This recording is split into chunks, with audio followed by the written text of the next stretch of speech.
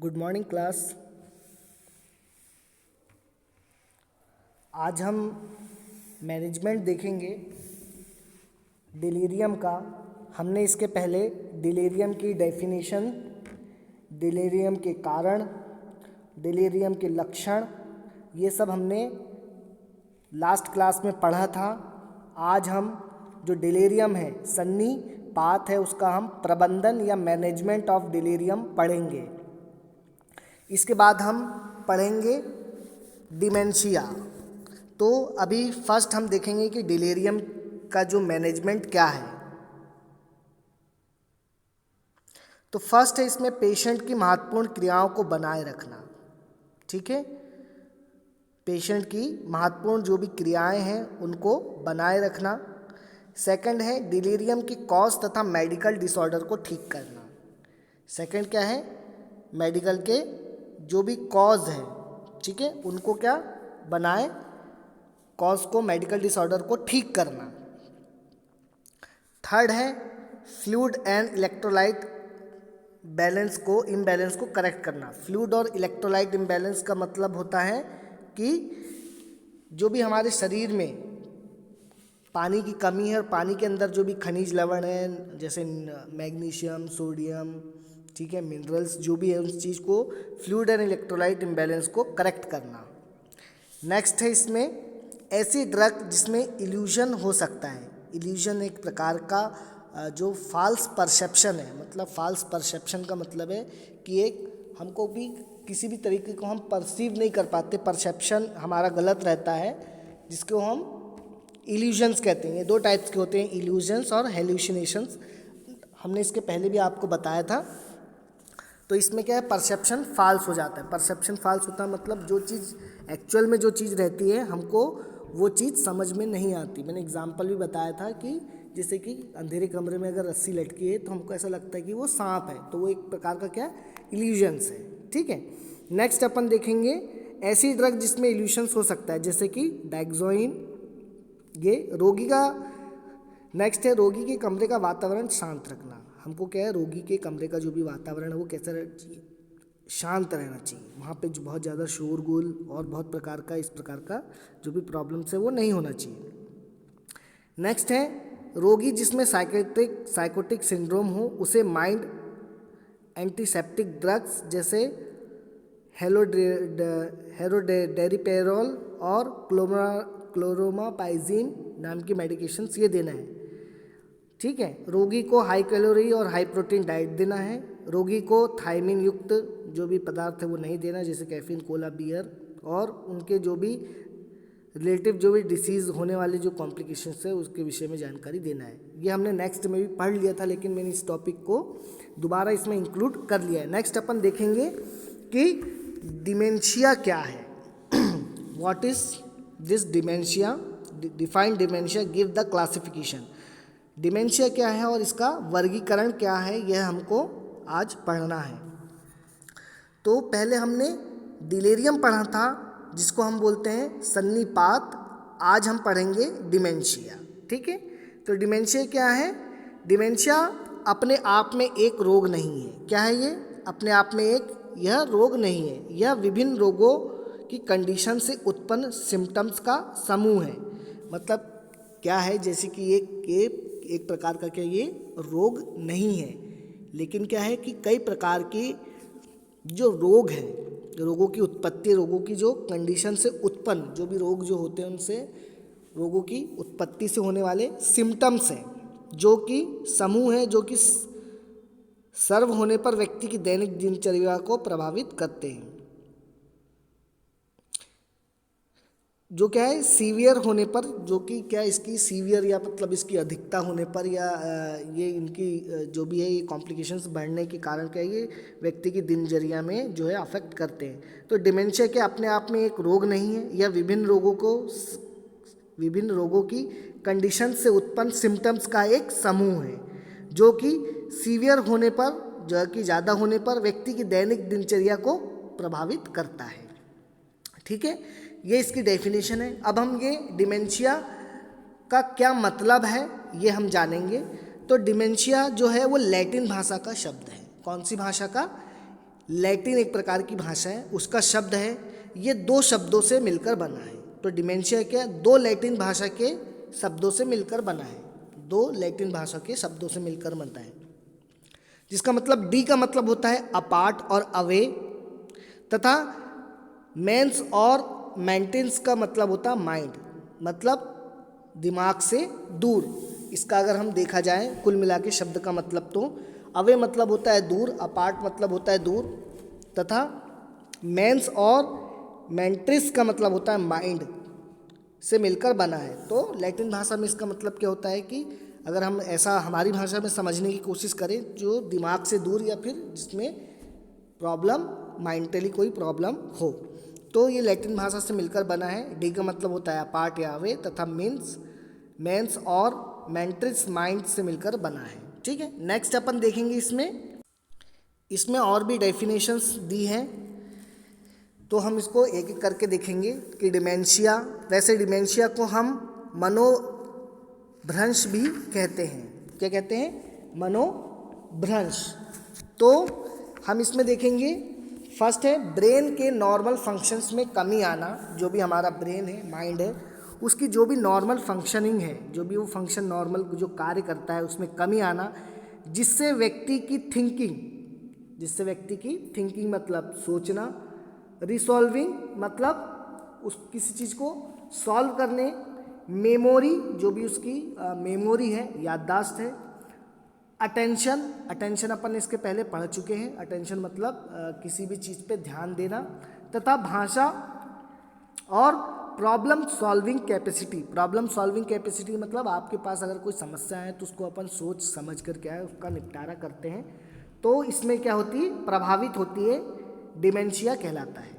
ठीक है, तो ब्रेन जो है, ब्रेन के नॉर्मल फंक्शन में कमी आना। अब ब्रेन का नॉर्मल फंक्शन क्या क्या है? थिंकिंग करना, रिसॉल्विंग करना, मेमोरी जो भी है याद रखना, याददाश्त, अटेंशन मतलब ध्यान देना, भाषा मतलब जो भी बोलचाल में जो भी हमारी, प्रॉब्लम सॉल्विंग कैपेसिटी हमारी सोचने समझने और किसी भी चीज़ को हल करने की एबिलिटी को जो भी इसमें प्रभावित होती है, डिमेंशिया कहलाता है। तो कुल मिला के क्या है कि हमारे ब्रेन की जो भी नॉर्मल फंक्शनिंग है वो क्या हो जाती है, एबनॉर्मल हो जाती है। हम उसको क्या बोलते हैं? डिमेंशिया कहते हैं। ठीक है, नेक्स्ट डेफिनेशन है डिमेंशिया की, मनोभ्रंश को क्रोनिक ब्रेन सिंड्रोम भी कहते हैं। क्या कहते हैं? Chronic brain syndrome. जैसे कि सिंड्रोम आप किसको कहते हैं? सिंड्रोम मतलब बहुत सारी जो डिसीज़ के जो लक्षण है मिलकर, जो बहुत सारी जो डिसीज़ है उसका जो कॉम्प्लिकेशंस से मिलकर जो भी लक्षण उत्पन्न होते हैं हम उसको सिंड्रोम कहते हैं। जैसे एक्वायर्ड इम्यूनोडेफिशिएंसी सिंड्रोम, एड्स। ठीक है, इसके बाद ये है जो भी ICD-10 आपका एक क्लासिफिकेशन होता है, जो भी साइकेट्रिक डिसऑर्डर है उसमें ICD-10 10 करके एक क्लासिफिकेशन है, तो उसमें डिमेंशिया के बारे में बताया है। ICD-10 10 के बारे में, डिमेंशिया ब्रेन की क्रोनिक प्रोग्रेसिव डिसीज़ है। डिमेंशिया क्या है? ब्रेन की एक क्रोनिक प्रोग्रेसिव डिसीज़ है। कई तरह से ब्रेन के हायर कॉर्टिकल फंक्शन को प्रभावित करता है। क्या करता है? जो भी हायर कॉर्टिकल जो भी फंक्शंस है उसको प्रभावित करता है, जिसमें इंटेलेक्चुअल फंक्शंस, इसमें क्या, जैसे इंटेलेक्चुअल फंक्शंस कौन कौन से हैं? मेमोरी, थिंकिंग, ओरिएंटेशन, मेमोरी मतलब हमारी याददाश्त, थिंकिंग मतलब हमको सोचने समझने की, ओरिएंटेशन मतलब बोलने चालने की, लर्निंग मतलब समझने की, लर्निंग पढ़ने की, सीखने की, लैंग्वेज मतलब बोलने की, जजमेंट मतलब किसी चीज़ को जज करने की, सही है गलत ठहराने की, कंपनसेशन आदि को प्रभावित, इसमें क्या होते हैं? प्रभावित होते हैं। किंतु असाधारणता कॉन्शियसनेस को प्रभावित नहीं करता। लेकिन क्या होता है कि ये कॉन्शियसनेस को प्रभावित नहीं करता, मतलब ये कॉन्शियस रहता है। ठीक है, मतलब सचेत रहता है, लेकिन ये सब प्रॉब्लम इसमें देखने को मिलती है। तो क्या है, डिमेंशिया का क्या मतलब है? ब्रेन का जो भी नॉर्मल फंक्शन है उसमें कमी आ जाना। ब्रेन का नॉर्मल फंक्शन क्या है? थिंकिंग है, रिसॉल्विंग है, मेमोरी, अटेंशन है, ठीक है, और ये जजमेंट है, थिंकिंग है, ओरिएंटेशन है, लर्निंग कैपेसिटी है, प्रॉब्लम सॉल्विंग जो भी कैपेसिटी है वो, ये सब चीज़ में क्या हो जाना, इसमें प्रॉब्लम्स आ जाना, जिसको हम क्या बोलते हैं, या प्रॉब्लम नॉर्मल ब्रेन फंक्शन नहीं कर पाता, जिसको हम डिमेंशिया कहते हैं। नेक्स्ट अपन इसका देखेंगे क्लासिफिकेशन या वर्गीकरण, डिमेंशिया को किस प्रकार से वर्गीकृत किया गया है। तो ये आप चार्ट देख रहे हैं, इस प्रकार से जो है जो भी है मनोभ्रंश का वर्गीकरण या डिमेंशिया का जो है वर्गीकरण दिया है। तो इसमें फर्स्ट जैसे दिया है प्राइमरी डिमेंशिया और सेकेंडरी डिमेंशिया। तो दो टाइप की डिमेंशिया है, फर्स्ट है प्राइमरी डिमेंशिया और दूसरा है सेकेंडरी डिमेंशिया। जो प्राइमरी डिमेंशिया है वो आगे चल के आगे जो दूसरी डिसीज़ है उसमें परिवर्तित हुआ है, आगे इसका क्लासिफिकेशन है। ये दो टाइप्स के, अल्मेंजर डिसीज़ और वेस्कुलर डिसीज़। अल्मेंजर एक टाइप की डिसीज़ है और वेस्कुलर डिसीज़ जो है हार्ट से रिलेटेड या ब्लड से रिलेटेड जो डिसीज़ है उसमें। सेकेंड डिमेंशिया है, इसमें क्या है substance abuse dementia. Substance abuse मतलब किसी भी चीज़ का, नशीली चीज़ का पदार्थ करना, उसके कारण ये डिमेंशिया क्रिएट होना। Pick's disease dementia, HIV dementia, HIV के कारण। Senile dementia, Wilson's disease dementia और Parkinson disease dementia.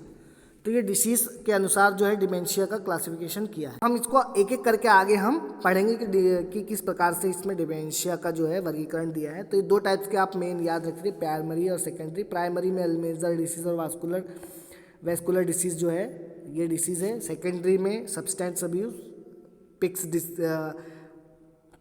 Pics disease, HIV dementia, senile dementia, Wilson disease और पार्किंसन डिसीज़। फर्स्ट अपन देखते हैं इसमें प्राइमरी डिमेंशिया, प्राथमिक मनोभ्रंश क्या है। यह जो है तो प्राइमरी डिमेंशिया में क्या है मनोभ्रम, जो प्राथमिक मनोभ्रंश जो है ये क्या है, यह डीजनरेटिव डिसऑर्डर। डीजनरेटिव मतलब दोबारा उत्पन्न होने वाले, जो कि कंटिन्यूस रिवर्सिबल है, मतलब डीजनरेटेड मतलब फिर से, या रिवर्सिबल मतलब है कि वापसी से होने वाले हैं, तथा इनका कोई कारण नहीं होता है। इनका क्या है, कोई कारण नहीं होता है। इसमें अल्मेंजर डिसीज़ और वास्कुलर डिमेंशिया आते हैं, ठीक है। अब ये अल्मेंजर डिसीज़ क्या है। अल्मेंजर डिसीज़ आपको बता दें कि अल्मेंजर रोग क्या है, यह एक ब्रेन का डिसऑर्डर है। क्या है, ये एक ब्रेन का एक प्रकार का डिसऑर्डर है, जिसमें क्या होता है मेमोरी डिस्ट्रॉय करता है। जो कि क्या करता है, मेमोरी को डिस्ट्रॉय करता है। जो भी आपकी मेमोरी है, जैसे आपकी मेमोरी है मतलब आपकी जो भी याददाश्त है उसको ये ख़त्म करता है, तथा पर्सनालिटी को प्रभावित करता है। जो भी आपकी पर्सनालिटी है, हमने इसके पहले पर्सनालिटी भी पढ़ी थी कि कितने टाइप की पर्सनालिटी है, ठीक है। तो अपनी पर्सनालिटी को भी ये प्रभावित करता है। इसमें क्या होता है, जो सेरेब्रल कॉर्टेक्स है, हमारा ब्रेन का एक पार्ट होता है सेरेब्रल कॉर्टेक्स, ठीक है। जो ब्रेन सेल इसमें क्या है, सेरेब्रल कॉर्टेक्स के जो भी सेरेब्रल कॉर्टेक्स जो हमारा ब्रेन है उसके अंदर ब्रेन के जो सेल्स है वो क्या हो जाते हैं, कम हो जाते हैं, मतलब कम हो जाते हैं, डिस्ट्रॉय हो जाता है, तथा सिम्टम्स 60 ईयर से पहले दिखाई देने लगते हैं। तथा इसके जो सिम्टम्स हैं वो क्या होते हैं, 60 ईयर के पहले दिखाई देने लगते हैं। तो अल्मेंजर डिसीज़ एक प्रकार का ब्रेन का डिसऑर्डर है, जिसमें मेमोरी क्या हो जाती है, ख़त्म हो जाती है। जो अपनी मेमोरी जो है वो डिस्ट्रॉय होने लगती है, और जो भी अपने ब्रेन के जो सेल्स जो होते हैं वो क्या हो जाते हैं, कम होने लगते हैं। ये इसके सिम्टम्स 60 साल से पहले दिखाई देने लगते हैं। तो ये होती है अल्मेंजर डिसीज़। सेकेंड है वास्कुलर डिमेंशिया। वास्कुलर डिमेंशिया क्या है, इसमें मल्टी इन्फेक्ट डिमेंशिया भी कहते हैं। इसको हम क्या कहते हैं, मल्टी इन्फेक्ट डिमेंशिया भी कहते हैं। सेरेब्रम जो भी हमारा ब्रेन जो है, ब्रेन के अंदर जो भी हमारा माइंड है उसके अंदर के जो सेरेब्रम होता है उसकी जो ब्लड सप्लाई जो हो जाती है वो कम हो जाती है। क्या हो जाती है, ब्लड सप्लाई क्या हो जाती है, कम हो जाती है। कम होने के कारण इन्फेक्ट होता है। इन्फेक्ट मतलब जो भी है वहाँ पे थक्का जमता है, वहाँ की जो भी नसें हैं वो उसमें ब्लड जो है क्लॉट हो जाता है, जिससे व्यक्ति की बोलचाल दैनिक कार्य करने में कठिनाई तथा आवाज़ तथा टेस्ट पहचानने में कमी होती है। कहने का मतलब ये है कि एक प्रकार का ये ब्रेन जो भी है वेस्कुलर जो भी ब्लड वेसल्स जो है, ब्रेन की जो ब्लड वेसल्स है वो क्या हो जाती है, इसके अंदर इन्फेक्ट हो जाती है, तो ब्लड के वहाँ पे ब्लड सप्लाई जो है कम हो जाती है ब्लड के सेल्स में। ब्लड के से ब्रेन में जब ब्लड प्रॉपर तरीके से नहीं पहुँचेगा, प्रॉपर ऑक्सीजन नहीं पहुँचेगा, क्योंकि ब्लड का काम क्या होता है, ऑक्सीजन को पहुँचाना।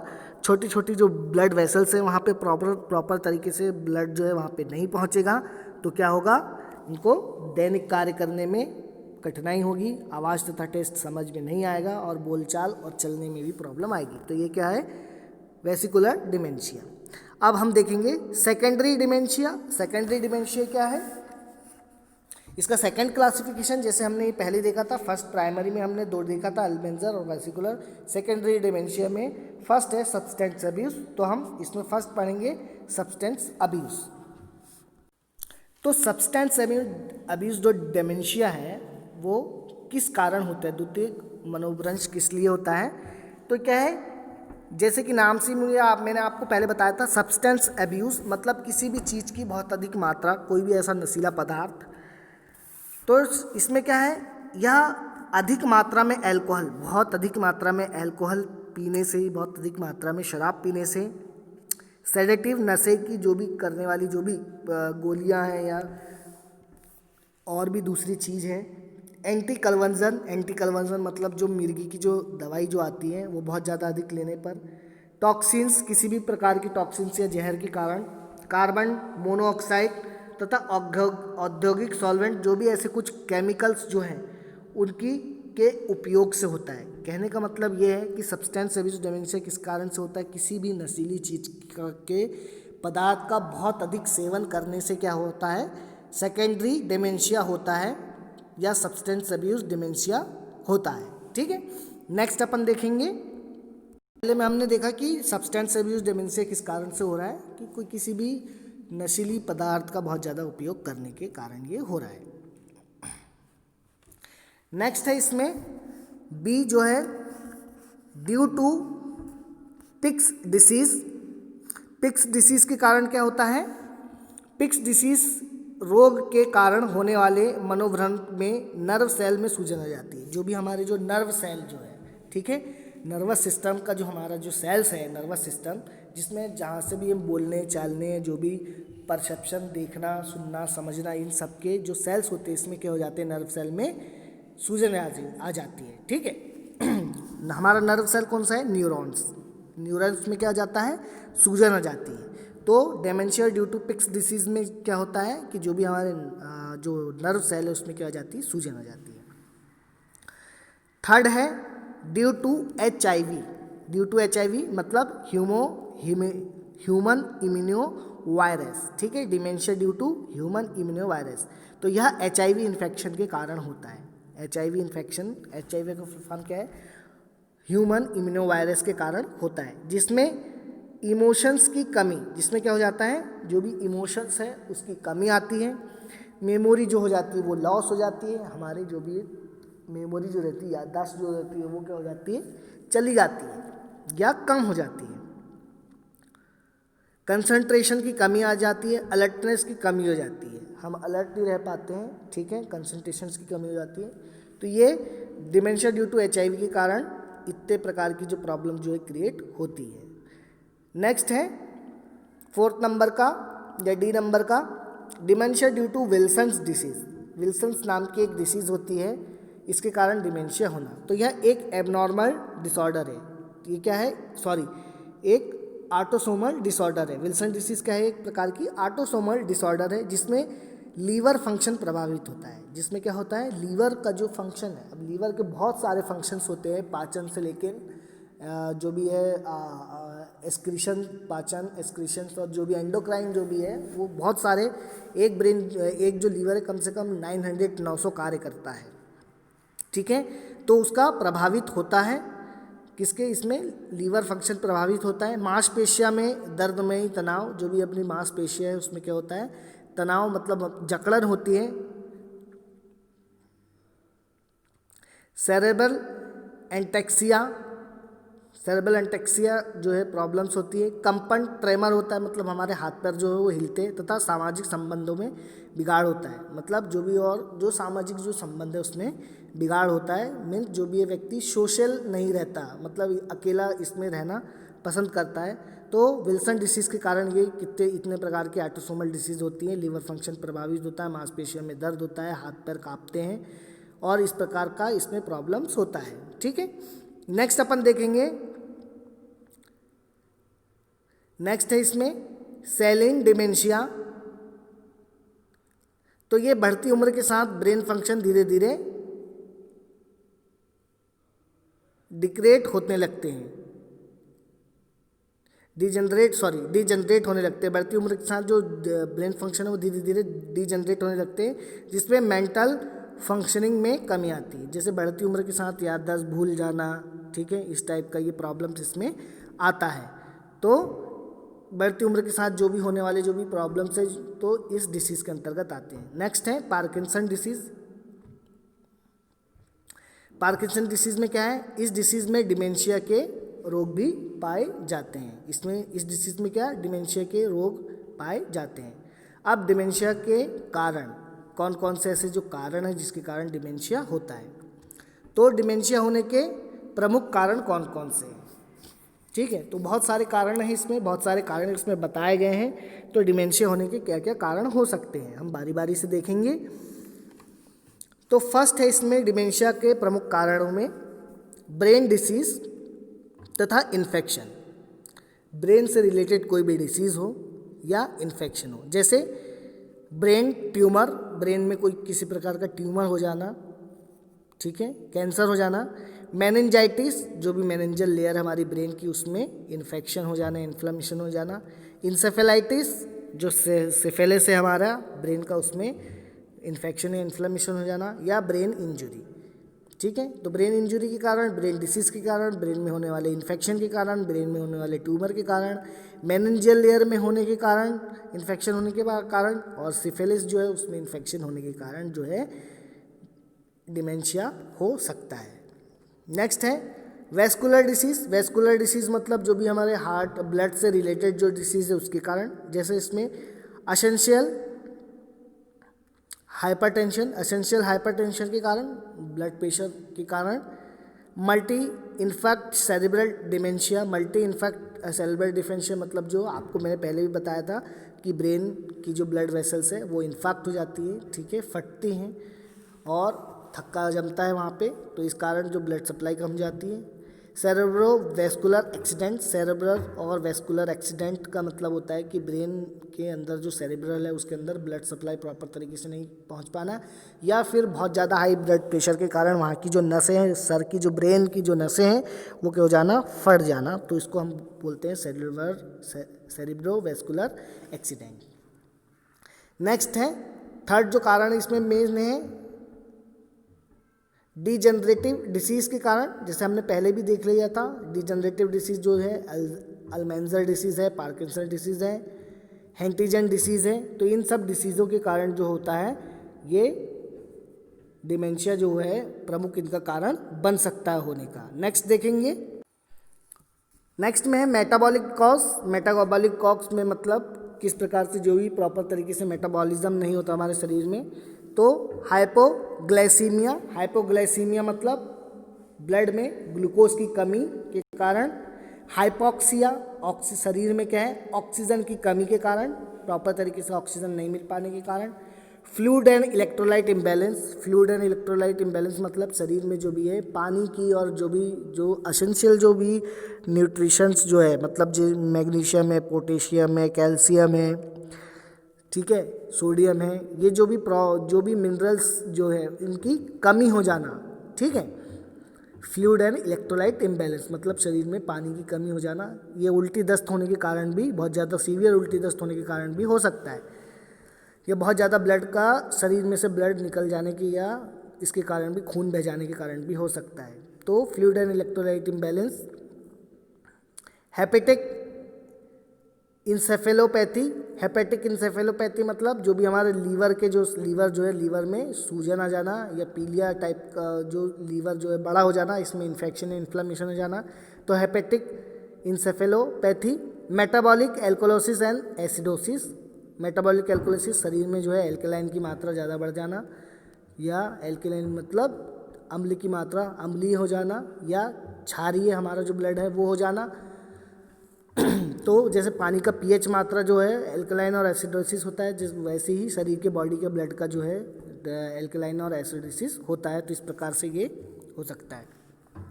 नेक्स्ट है कारण इसमें एंडोक्राइन कॉज। एंडोक्राइन कॉज मतलब जो भी हमारी जो ग्लैंड है जहाँ से हार्मोन्स निकलता है, हार्मोन्स के जो है डिसफंक्शंस के कारण या ग्लैंड्स के जो भी हमारी जो हार्मोन्स को स्रावित करती है उन ग्लैंड में प्रॉपर तरीके से उनके फंक्शन ना होने के कारण। तो हाइपर और हाइपोथायरायडिज्म, जो हाइपर और हाइपोथायरायडिज्म है उसके कारण, जहाँ से थायराइड ग्लैंड निकलती है।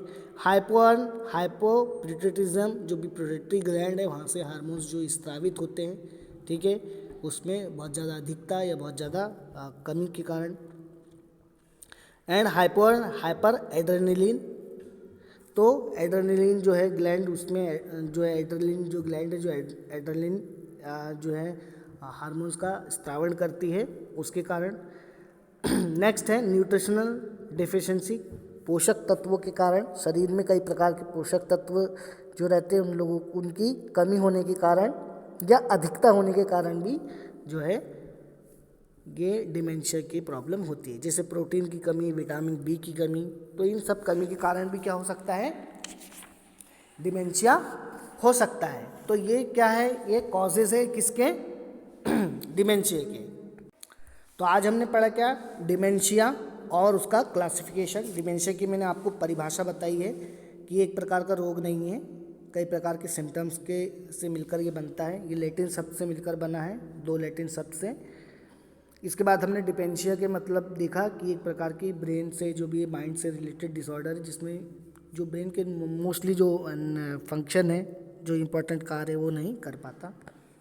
उसके बाद हमने क्लासिफिकेशन देखा, 2 टाइप की क्लासिफिकेशन थे, प्राइमरी और सेकेंडरी, ठीक है। प्राइमरी में 2 टाइप्स के थे, एल्मेंजर डिसीज़ और वेसिकुलर डिसीज़। सेकेंडरी में हमने 6 टाइप के जो है इसमें डिसीज़ पढ़ी हैं, एक एक करके हमने बताया है। नेक्स्ट अपन ने देखा कि इसके क्या क्या लक्षण हो सकते हैं, किन किन कारणों से ये होता है। तो इतने प्रकार के इसमें 6 टाइप के जो इसमें कारण बताए गए हैं, इन सब कारणों से क्या है, डिमेंशिया नाम की जो भी है बीमारी जो होती है ये होती है। नेक्स्ट अपन जो क्लास है उसमें अपन देखेंगे कि क्लिनिकल फीचर्स क्या क्या होते हैं डिमेंशिया के, ठीक है।